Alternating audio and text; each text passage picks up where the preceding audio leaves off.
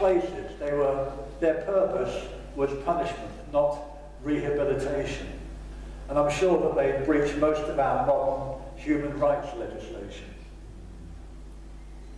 Their purpose was quite plain. So Paul is suffering, and people are suffering. He says, right at the beginning, that he's a prisoner. And at the end of that passage, he says, because of my sufferings. I'm a prisoner, I'm suffering. So why? How can a loving God allow it? Now, I'm not going to give you a panacea today. There are no easy answers. There are no clear cures. There's no apparent way of lessening suffering. We have to come to some kind of understanding about what's involved and how we deal with it. Sometimes our suffering is caused by self-inflicted purposes. Bearing in mind that there are different types of suffering. They're caused by different things. They come from different places. But it's probably not a truth that we want to embrace, that we sometimes are the cause of our own suffering. If we have an unhealthy diet, we suffer. If we overspend, we get into debt. If you don't turn up for work, you find yourself unemployed. And widely in the world, bearing in mind we're not just talking about our own afflictions here, for some, addictions take their toll, be it alcohol, medication, habits, gambling. Lifestyle can cause us problems, lack of exercise. We reap what we sow. And people generally can be quite inventive in ways of causing ourselves harm. Now we can be hurt by other people, become victims of their actions. We live in a world where there's crime, violence. We've been singing a hymn about it. There's greed, selfishness, violence. People suffer. They suffer pain, they suffer loss. And that's just on an individual basis. On a national level, there are races, there are ethnic groups that are suffering persecution. There are suffering through acts of war. And again the cry goes up, why? Why so much suffering and pain? Well, we can't overlook what happened in the Garden of Eden, which we read about in the beginning of Genesis. Had a great deal to do with it. When sin entered the world, things went crazy. It caused chaos in creation. So when sin entered the world, everything went wrong. And as a result, we now suffer as a consequence. Aging, disease, depression. Because sin entered the world, we must accept that the world is not as it should be. Compassion causes us to suffer. Our love for others can be such that we feel what they feel, that when they're afflicted, we feel their pain. Compassion is not a strange emotion to us. We feel the pain of others, the people that we love. And then there are spiritual forces using affliction as a weapon against us. Evil delights in our suffering. And on top of that suffering comes doubt and despair. But not everything can be blamed on the devil. Sometimes we don't know what has caused suffering, our suffering or the suffering of others. We don't understand what's going on, where it's come from. We don't believe we've done anything wrong. It just is. And I think we have to accept that there are some mysteries which have not yet been revealed to us. So there's suffering. Don't lose hope. The amazing thing is that God can take a situation, any situation, and bring something positive out of it. He can turn it to his own purpose. We must believe the scriptural truth that God makes all things new. He does things that we can't imagine, that we couldn't plan, that we couldn't write a script for. So God can and does take suffering and turn it to good purpose. Sometimes suffering is there to warn us of a danger, so that we don't go where we shouldn't, we don't do what we shouldn't do, we don't burn our fingers. Sometimes we face pain and suffering as a warning to save us from greater harm. And we have people here who have had physical pain and been driven to go to the doctor and have had medical treatment to prevent further problems physically. People here will testify to that. Sometimes our suffering is to help us grow in faith. When there's nowhere else to turn to, where do you go to for help? To the Lord, your provider. It encourages us to rely on the God who is alive himself and active in the world. Now, Paul's aware of God's power. He's aware of God's ability. Now, part of his predicament is because he's preaching to the Gentiles. Think about it from a Jewish point of view. Gentiles, what is he thinking about? They're not God's chosen people. Not only that, but Paul is preaching some strange ideas about death, resurrection, forgiveness, healing. He's teaching some very strange ideas from the Jewish point of view. So if he's suffering, it's probably his own fault.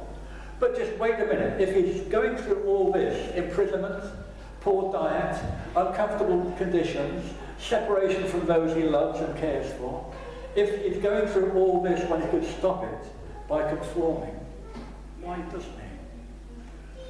Well, Paul says that he had a revelation. He's come to understand the reasons for his affliction. He considers it's by God's grace that he's where he's at. It's an act of grace, and he accepts it. Verses 4 and 5. Let me read those to you again.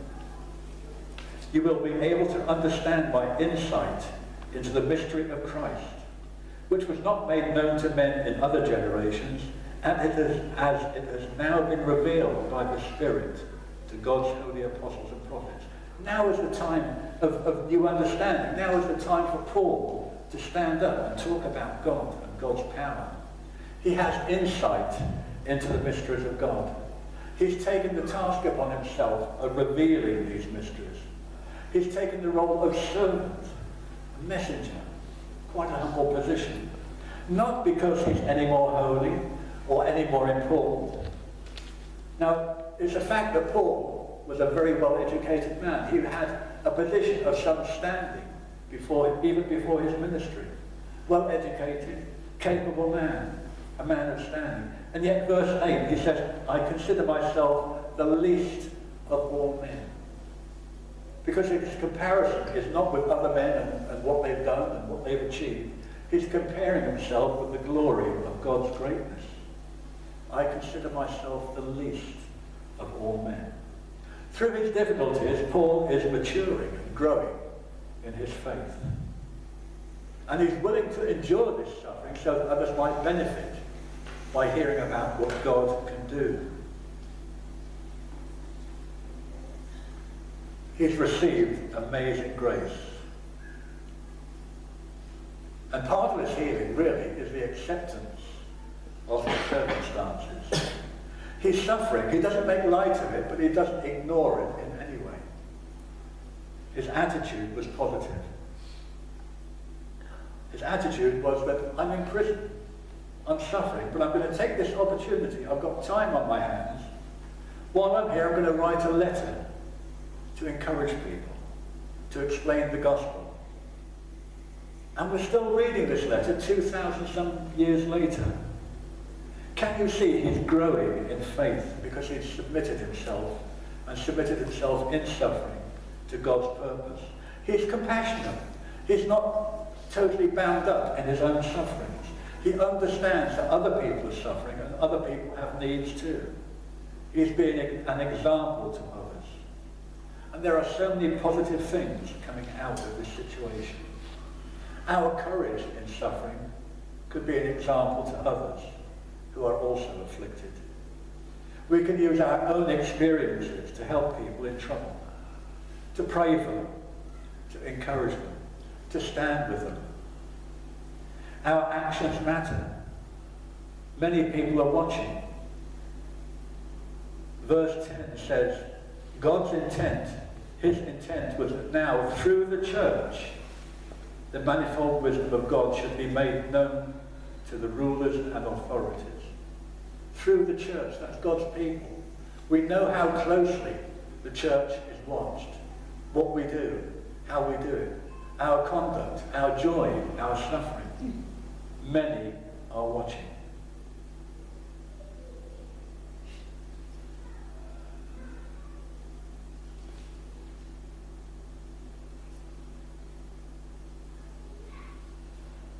Yes, I was thinking about that. Many people watch the church. And it's not just people that we know, is it? It's not our workmates or family. The whole world is watching, waiting for us to slip up, waiting to accuse us of hypocrisy. So it's important that we conduct ourselves properly, because God is certainly watching and the angels are watching. So it's through affliction that we learn God is in complete control. He's with us in our pain. The truth that we learn, the revelation that Paul helps us to understand, is that love and mercy never end. God will never leave us. That's his promise. He is our refuge. Paul knows this and much more. He wanted other people to understand exactly what he knew. He wants people to know God, to trust him in joy and in suffering. And he ends his passage by saying, don't be discouraged. You see, we have a choice. He says, please, I ask you therefore not to be discouraged. We have a choice. He's saying, don't give in. Don't give up hope. There is suffering, fact of life. We are afflicted.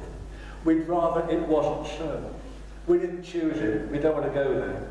But we wouldn't want others to go through it either. But through it, there's great wisdom, great knowledge to be gained. Growth, closeness to God. And through it, we become stronger. So Paul's saying, don't let affliction defeat you. Don't bring isolation into the equation. Because isolation just separates us from what we might be receiving from God. Comfort, hope, and help. We must be outgoing. We must learn to rely on God. Because Paul's future wasn't secure in any way. His health wasn't secure. His reputation wasn't secure. His comfort wasn't secure. But what he wrote, we're still relying on today. Because it's the truth that God prevails. There's many passages I might read to you, but just one short verse from John chapter 16. In verse 33. This is Jesus talking. I have told you these things so that in me you may have peace. In this world you will have trouble, but take heart. I have overcome the world. The Bible is so honest, isn't it? In this world you will have trouble. We must accept that. We must get used to it. But take heart. This is what Paul's saying. Take heart. Don't give up. Jesus has overcome the world. Our God chooses to accept our affliction, to share in our affliction, I beg your pardon. He chooses to share in our pain, our poverty, our rejection, all of it. He knows. He's conquered sin, he's conquered suffering, and he'll help us to be winners over affliction. He's alive to help. He sends others to help us. And as we learn to grow, we can be a help to others. Don't give up. This could be an opportunity for new areas of ministry. I'm prompted to ask the question, will you help me? Will you let me help you? Sometimes comfort is better than an answer. For times of affliction, how could it be used for your good? For other people's good? For growth? For God's glory? My prayer is that you are able to do that and prevent yourself from losing hope.